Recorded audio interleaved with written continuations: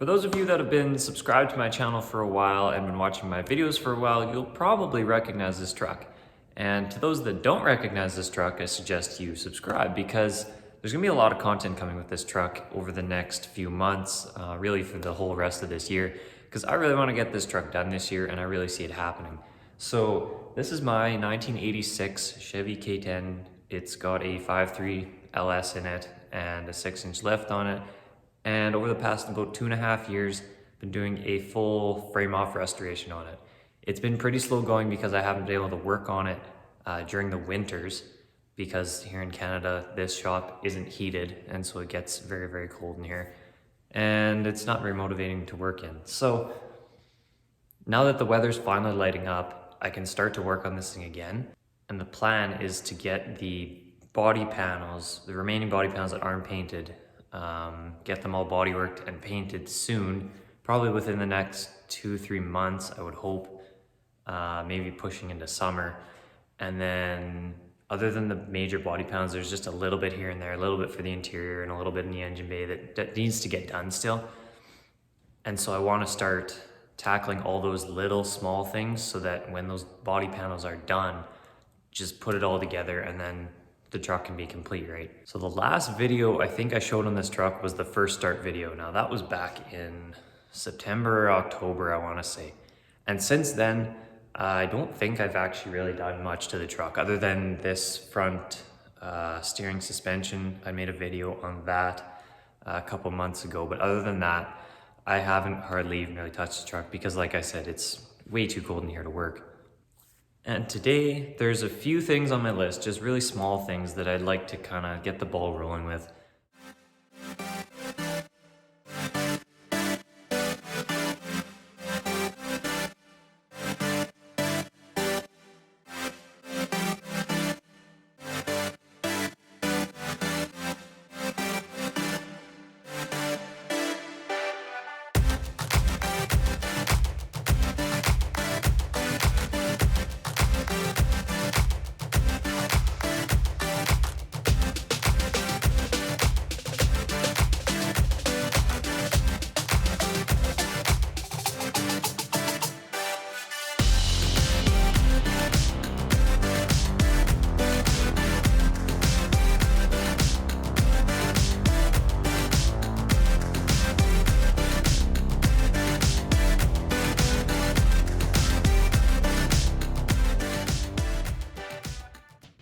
So this is that windshield locking strip I was talking about.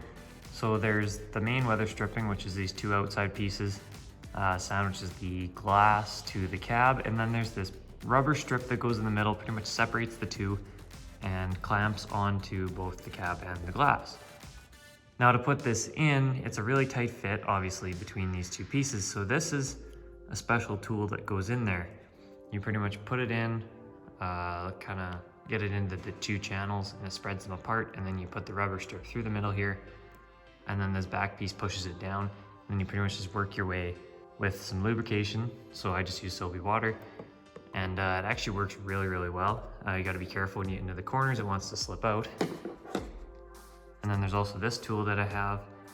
It's a screwdriver with the end cut off and then bent and just rounded the edge so it's not sharp or anything.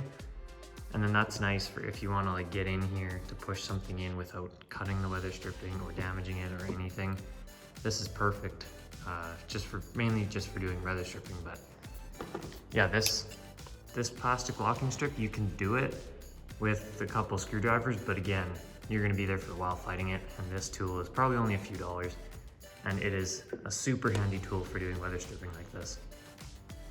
So I just finished painting up these sun visors. Now these are the actual original ones. Well, they're not directly from this truck, but they are from an 80s truck. So basically all I did, just clean them up with soapy water. Got an aggressive brush, got in where all the stitching was because that was the dirtiest. Cleaned those up, and then I just used the same interior paint that I used for all this trimming here, because it's supposed to work on vinyl, which is what these are made out of. And seems to turn out pretty good. They honestly look like brand new. These, I don't even know what they're called really. They're really just thin tin, so you can kind of spread them apart, pull them off, paint them, and then you put them back on. You can really just squish them back together with your fingers. They're pretty much there so that this stitching doesn't start coming off over time.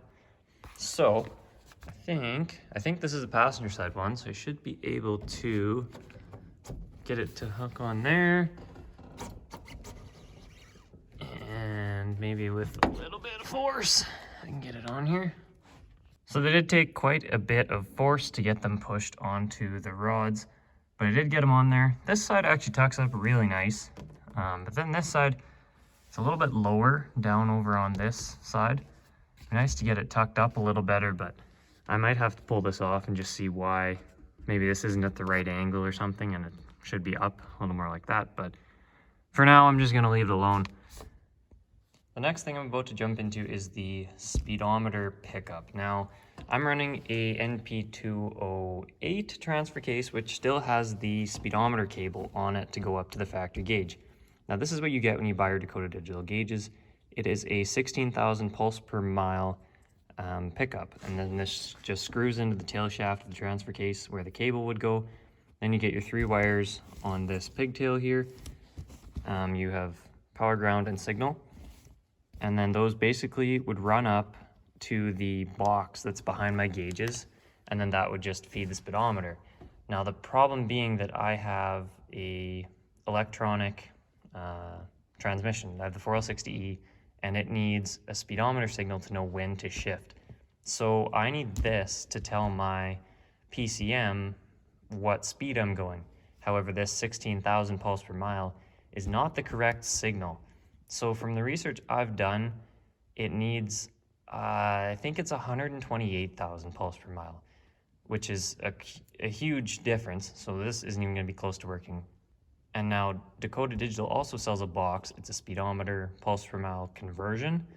And so basically this will then go into that box. And then in that box, I can tell the box what to convert the signal into. So then my output from that box will go to my PCM, which will then have the right signal to shift the transmission. And then my PCM will then send I think it's a 4,000 or an 8,000 pulse per mile signal to my gauges then, and then my gauges should work. So it's kind of confusing, and I think it should work. I'm not 100% positive, but I have that box coming. So for right now, I'm gonna stick this in the transfer case. I'm going to plug it in, run the wiring up with my transmission temp gauge wiring, run that up in a loom. Then I'll just stick this behind the gauges somewhere where I'm going to mount that box when it shows up. And then hopefully, once I have that box, I can wire it all up and hopefully it's gonna work. I'm pretty sure it will. And then worst case scenario, if I don't have the right signal, I can tweak that box's settings as much as I want to get the speedometer to work and to get the transmission to shift properly.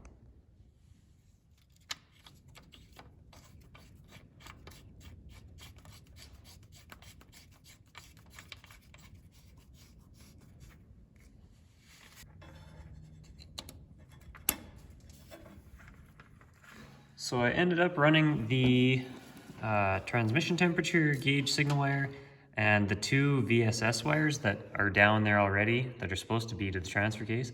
Ran them up, and then I have the 3 wires coming off of my new speed sensor coming up, all in this loom here. And I just fed it into the firewall. And so until I actually have the Dakota Digital box, I just have them sitting down here. Like I said, this is the 3 wire coming off of that sensor, and then this is a 2 wire that I wired onto the existing 2 wire VSS plug that's part of the 05 Silverado harness, because that truck had a 2 wire VSS sensor in the transfer case, so it has the 2 wires going down there, and then it had the pigtail. And since I swapped the transfer case, there's nothing for that to plug into, so I just put this 2 wire wire on it and then fed it back up with the other one. So then basically this 3 wire one is going to be my input to that digital box that I was saying. Then this 2 wire will be my output, which will feed my PCM to give it the correct speed signal. So I am going to cut this video a little bit short. Now that's because I want to jump into this dash pad next. Now I'm going to attempt to restore this and bring it back instead of buying a new aftermarket reproduction one. These OEM ones fit way better, and it's just built a lot better. It's a nicer quality, all of the above really. So I want to try and bring that back to life, but I also want it to be its own separate video. So with that being said, be sure to stay tuned for next week's video when I do tackle that dash pad. Now, I'm no expert. This is just honestly a test to see if this is gonna work.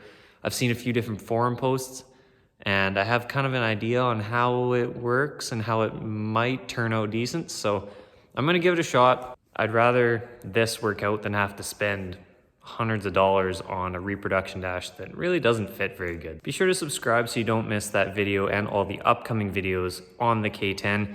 Be sure to like this video and be sure to comment if you're excited that the K10 content is back. So we'll see you guys in the next one.